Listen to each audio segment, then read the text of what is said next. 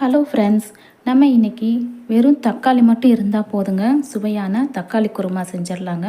தக்காளி விலை கம்மியாக இருக்கும்போதே தக்காளி குருமா செஞ்சு சாப்பிடுங்க, ரொம்ப டேஸ்ட்டாக இருக்கும்.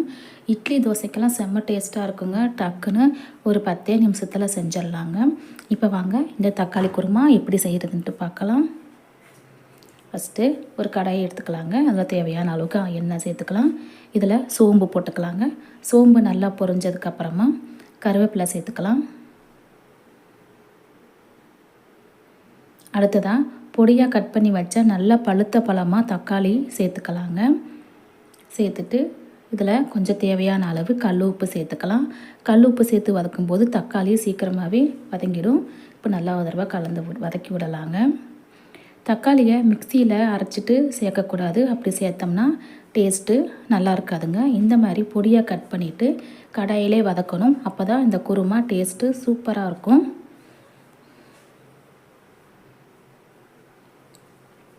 இப்போ இதை நல்லா வதக்கி விட்டு மூடி வச்சிடலாம்.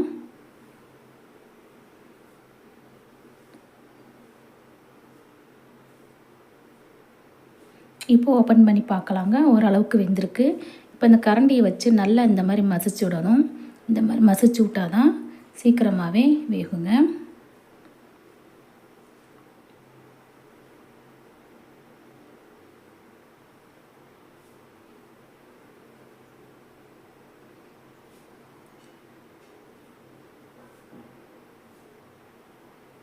இப்போது இதை மூடி வச்சிடலாம், நல்லா வேகட்டும்.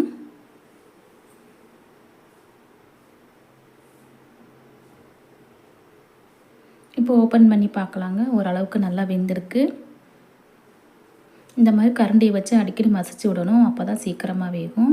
இப்போ பாருங்கள், இதில் ஒரு 1/4 ஸ்பூன் மஞ்சத்தூள், 1/2 ஸ்பூன் மிளகாய்த்தூள், 1 ஸ்பூன் கறி மசாலா பொடி இதெல்லாம் சேர்த்துட்டு நல்லா வதக்கிக்கலாம். இந்த மாதிரி பச்சை வாசனை போக நல்லா எண்ணெய் பிரிஞ்சு வரணும். அந்தளவுக்கு வந்ததுக்கப்புறமா நம்ம தேவையான அளவு தண்ணி சேர்த்துக்கலாங்க.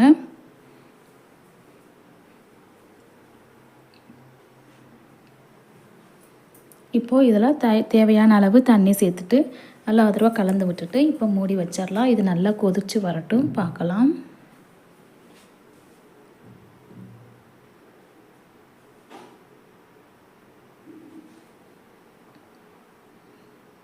இப்போ நல்லா கொதித்து வந்திருக்குங்க. இந்த மாதிரி இருக்கணும். இப்போது இதில் அடுத்ததாக இப்போ இட்லி மாவு ஒரு குழிக்கரண்டி இதில் சேர்த்துக்கலாங்க. இட்லி மாவு இல்லைன்னா தோசை மாவு சேர்த்துக்கலாம். சேர்த்துட்டு நல்லா ஒரு தடவை கலந்து விட்டுடலாம். இட்லி மாவு சேர்த்ததுக்கப்புறமா ஸ்டவ்வை லோ ஃப்ளேமில் வச்சிடலாங்க. இதுலனா கெட்டித்தன்மை வந்துடும் இது. இப்போ நல்லா கலந்து விட்டுட்டு இது மூடி வச்சிடலாம். ஸ்டவ்வை லோ ஃப்ளேமில் வச்சுட்டு ஒரு 5 நிமிஷம் போல் இது நல்லா கொதிக்கட்டுங்க.